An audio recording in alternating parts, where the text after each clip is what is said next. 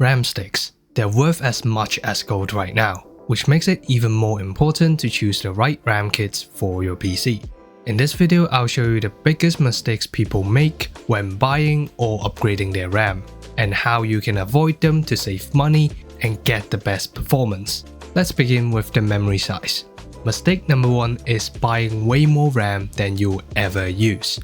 For light tasks like browsing or word processing, 16GB of DDR5 is plenty. For gaming and light productivity, 32GB is the sweet spot. Only go for more capacity if you're doing heavy workloads like 3D rendering, simulations, or running multiple virtual machines on your PC.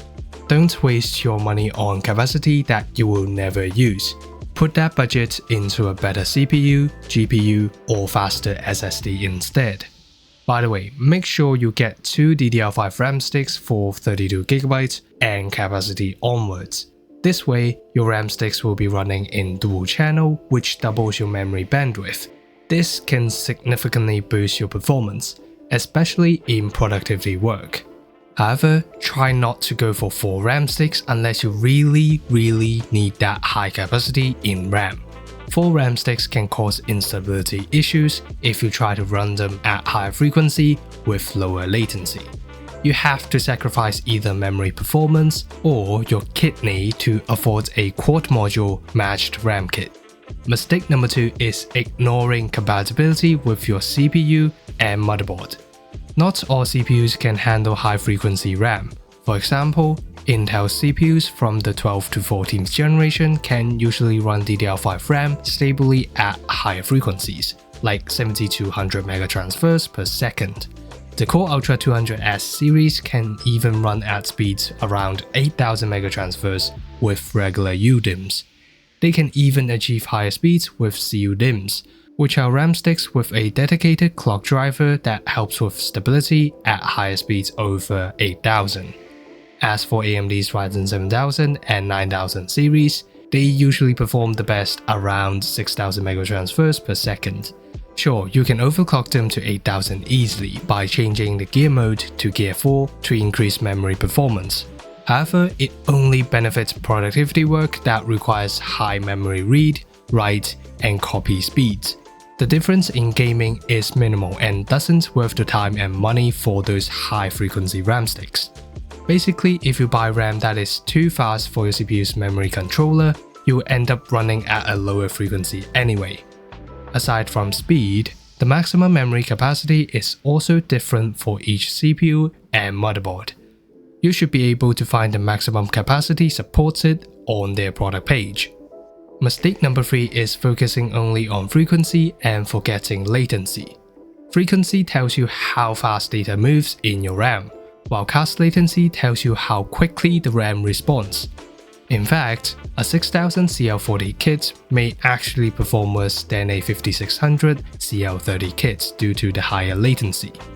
Here are some common combinations of well-balanced RAM speed and latency. Bear in mind that RAM capacity of 64GB or higher usually cannot be overclocked to speeds above 6400 megatransfers per second. It is better to lower the cast latency for higher capacity RAM kits. Just make sure you always balance both frequency and latency instead of chasing just one. Mistake number 4. Mixing RAM kits. Even if 2 kits looks identical on paper, mixing them can cause instability. Always buy matched kits that are tested by the manufacturer to work together.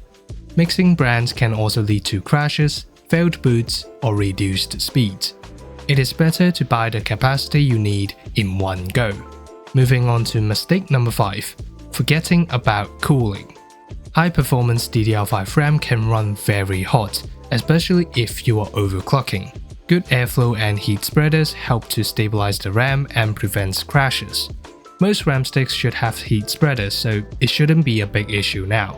However, it is better to install RAM cooling fans if you are running your RAM with aggressive overclocking profiles. Last but not least, mistake number 6, not enabling XMP or EXPO profiles in the BIOS. This is the most common mistake made by most people. I've seen tons of people forgetting this step and not getting the full speed they paid for. By default, RAM usually runs at slower JEDEC speeds and higher latency to ensure stability. You need to go into your BIOS and enable XMP for Intel CPUs or EXPO profiles for AMD CPUs to unlock the advertised performance. Otherwise, you will be limiting what your expensive RAM sticks can do. So, in a nutshell, don't overspend on capacity, match your RAM to your CPU and motherboard, balance frequency and latency, buy matched kits, keep cooling in mind, and don't forget to enable XMP or EXPO profiles in your BIOS.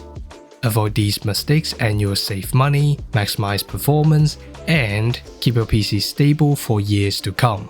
Thanks for watching. If this helped you out, drop a like, subscribe for more PC building tips, and let me know in the comments below what RAM kit you're running in your system.